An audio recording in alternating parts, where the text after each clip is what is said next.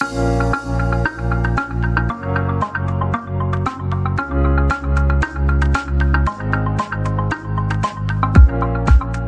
to another episode of How I Lead Change, a podcast that features executives and thought leaders who are helping organizations navigate human centric change. My name is Shaheen Chaudhary, and I'll be your host for today's episode. I am speaking to you from the traditional, ancestral, and unceded territory of the Musqueam, Squamish, and Tsleil-Waututh First Nations in British Columbia, Canada. Today, I am delighted to welcome Gaurav Gupta, Managing Director and Head of Research and Development at Kotter.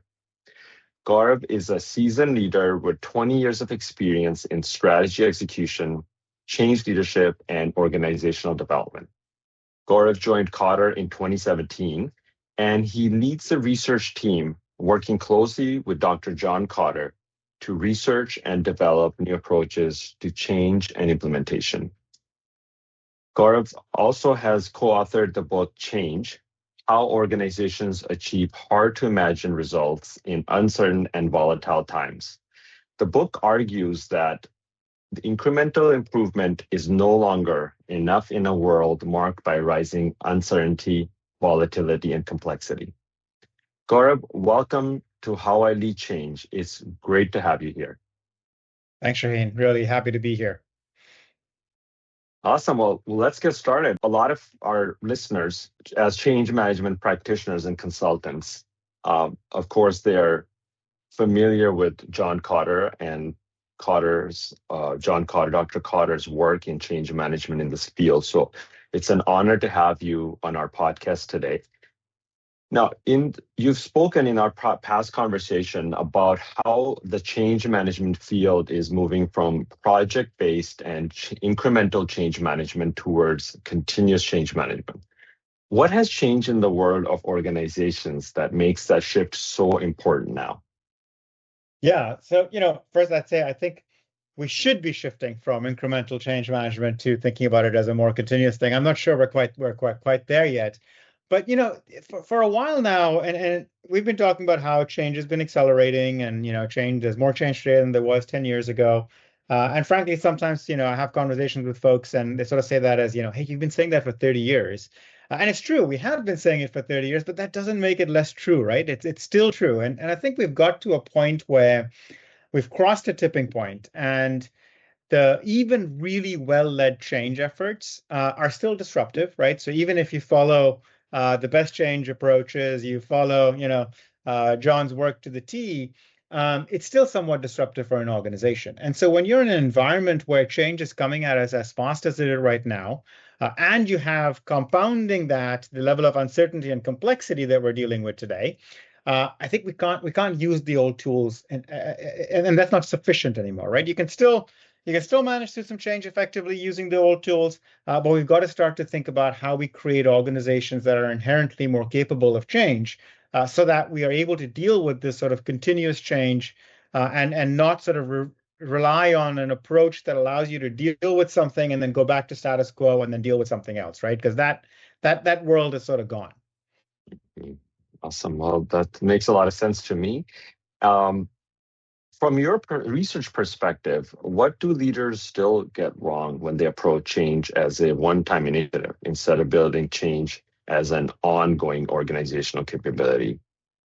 Yeah, so I think that the biggest challenge comes from what I just said, which is if you think about change as a one-time event, then in many ways it encourages you to manage through that one-time event and then go back to the status quo. Right. And so even the word change management, right, when we talk about change management, it sort of construes the idea of something that I can just make my way through. Right? If I can just figure it out for a little bit, we'll be okay. And I think the shift we need to make from a mindset perspective is not thinking of change as something we need to manage through, but thinking of change as something that we actually want to amplify. Right? Because change is where opportunity happens. In many ways, leadership is synonymous with change. It's about getting us to something better. It's about moving us forward. And so I think the mindset shift that leaders and others need to make is to stop thinking of change as something we need to tolerate, manage, live with, but rather thinking of change as something that we want to embrace, that we want to amplify, that we want to encourage, right? So people think of experimentation as a good thing. Well, experimentation is change, right? You're looking for a new way to do something. You're looking for a change, and so I think that's the mindset shift we need to see happen. Which then, of course, once you make that mindset shift, leads to different ways of thinking about change. For example, change is no longer something that sits with a change management office. Change is something that everybody who either holds a position of leadership or sees themselves as a leader, right? So behavioral leadership.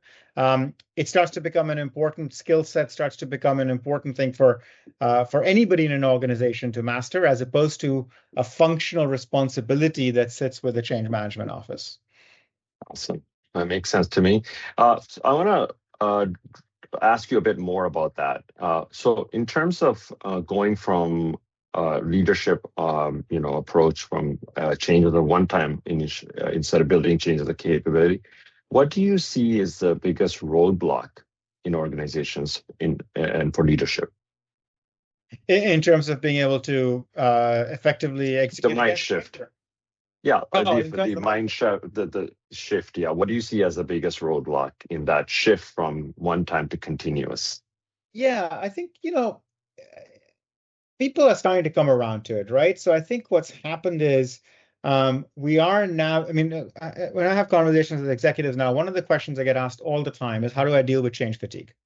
Right? My organization is sort of feeling change constantly. We haven't finished the one thing we're doing, and we're already on to the next thing. So I think the awareness that it is a different era, and the awareness that the level of change around us and in the environment is significantly greater is there. Um, I think there's a little bit of catching up to the reality of the implications of that. So what does that mean, and how do I need to behave differently? So I think that's part of it. And then, frankly, we don't yet have a lot of good examples of what this actually looks like, right? What does it actually look like to build these more change capable organizations? And so we're working on a book that'll hopefully be out soon, which really addresses that question, which is, how do I build a more adaptable, more change capable organization? And what we found through all of the research that we've done is there are organizations that are doing elements of it. So organizations that, for example, are looking at how do I reimagine my management practices to be more change friendly? Organizations that have cultures that are extremely adaptive, that are extremely change friendly. Organizations that invest in developing the skill sets for their employee base from a change, adaptability, and agility perspective. But very few organizations that are doing all of it, right? Very few organizations that are actually being able to create that level of adaptability. So I think the challenge maybe is less of the mindset shift is probably not occurring as fast as we want, because people don't have the models, right? They don't have the examples. They don't have the frameworks that they can look at and say, I know how that's going to work, and so this is the move that I'm going to make. I don't think it's an awareness challenge. I think most people now, if you ask them, would say, "Yep, makes complete sense that we need to rethink this because change is coming at us so much faster than it was before." So to talk more about that now, we talked about the challenge in that transition from change one time or one off change management to continuous change management, or continuously building a culture that can sustain change. What are some of for organizations that are trying to keep up with the pace of change? Let's talk about what are some of the key conditions that need to be in place to make continuous change sustainable and not just exhausting for people. And there may be some overlaps in what you've shared with us. Can you tell us about some of the things that need to be in place for organizations to go in that direction?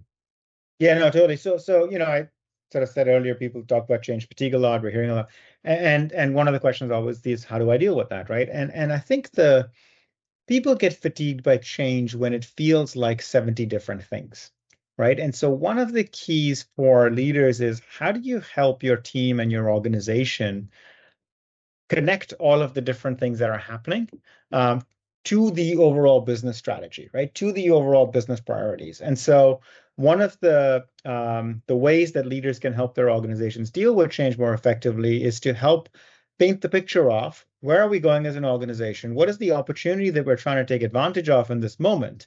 And in order to take advantage of that opportunity, what are then the different things that we need to do, right? And not treat them as 70 different change projects, but treat them as parts of one opportunity that you're trying to address. And I was talking to an executive team yesterday, and this is the exact conversation they were having, right? It feels like we have all of these different things happening, and the CEO was able to articulate how it all fits together, but not everybody else can do that yet. And so for them and for others, I think that's the challenge is, okay, how do you now take that picture and help everybody in the organization start to understand it? So I think that's one, right? So that's one condition.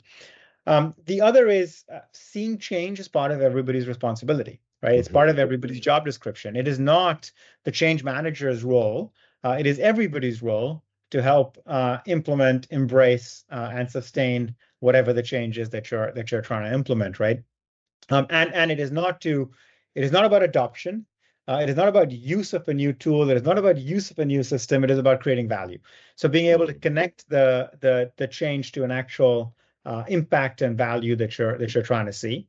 And then I think the third part of it is skills, right? You can't expect people to embrace change and to sort of have the level of adaptability and agility that you want if you aren't also providing them with the skills to do that. And I don't just mean technical skills around how to use a new system, but the actual leadership skills, right? To help them sort of behave differently, to help them actually take advantage of whatever it is that you've just implemented. So I think those are maybe some of the areas, and certainly not exhaustive. But being able to have a broad opportunity that you can connect all of the different change elements to, being able to help people understand sort of how this change leads to business value, not just to tactical implementation, and then providing some skills and capabilities to actually do that.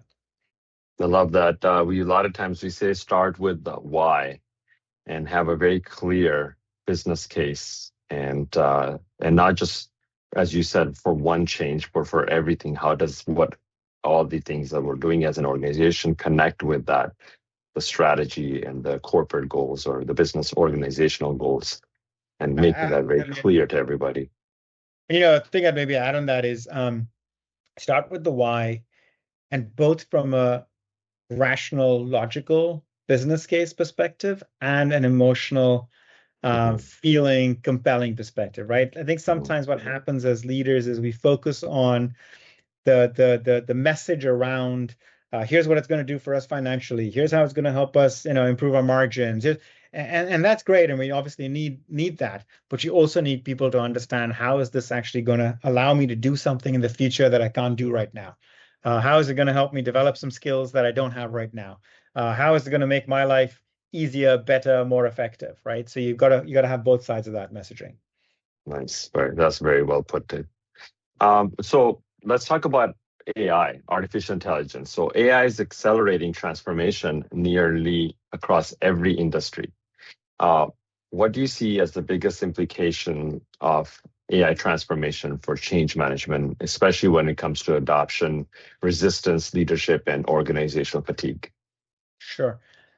So I think if I look at what's different about artificial intelligence from other sorts of either technology or tools or systems, and why it makes it a somewhat unique change challenge, although some elements are, of course, going to be the same no matter what. I think there's sort of four things that I think of, right? So one is the pace at which artificial intelligence is evolving is much faster than any other technology.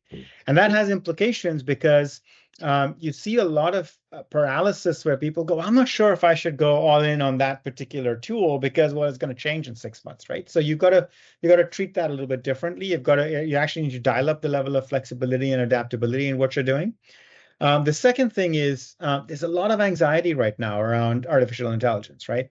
A lot of anxiety being caused by some of sort of the hype around it in terms of job losses, etc.